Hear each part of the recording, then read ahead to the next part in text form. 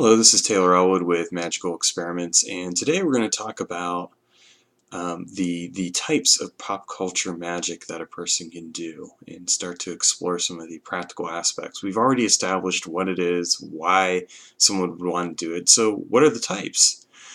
The first thing that leaps to mind is the idea of working with pop culture entities or deities.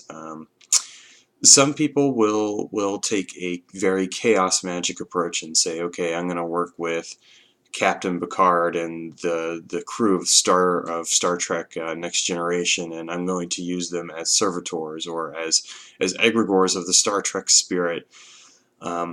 But and they're going to help me with this one particular ritual that I need help with. Other people will take an approach further to say, well, I'm actually going to develop a spiritual practice around working with these particular entities, and I'm going to develop a form of worship or a code of behavior that is based around these particular beings and allows me to interact with them. Either approach is fine. It depends on how spiritually inclined you are or are not. And I would argue that in some cases people are very focused on results-based magic. They're going to say, okay, this is what I want. I'm not necessarily wanting to develop a spiritual system. Fair enough. Other people are going to want to be able to build a spiritual system. And so ironically enough, as we talk about the pop culture entities and deities and whatnot, what we're also discovering is that there are, in terms of types, is that pop culture magic isn't just about results-based magic. It's not just about accomplishing a very specific outcome. Sometimes it is about developing a spirituality, a deeper connection. For example, one system of magic that I work with is called Dahara. It is a pop culture system of magic that is based around the Wraithu series by Storm Constantine. And so so for me, working with these beings, it is not just about results based. It is actually integrating these beings into my everyday life as part of my spirituality. And so that's another type of practice.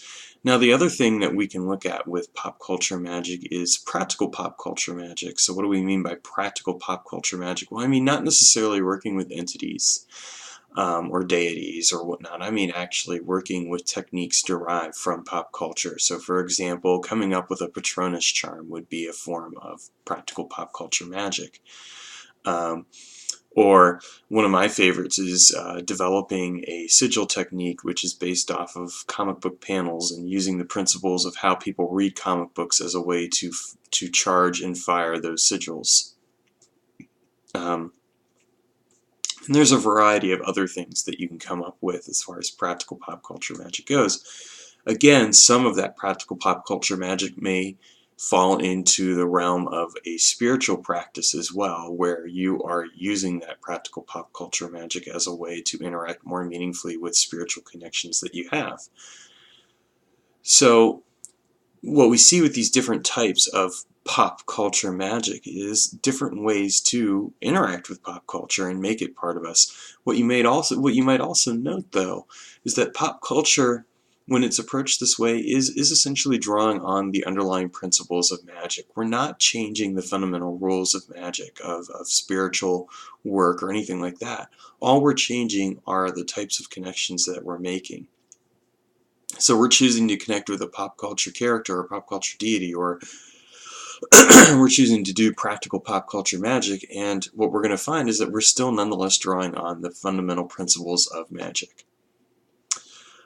That's it for this video. If you enjoyed it, please subscribe, and next time we're going to explore some of these topics in further depth. Actually, we're going to focus on pop culture, entities, and spirits in further depth, and then we'll move from there into practical pop culture magic in further depth. Thanks for watching.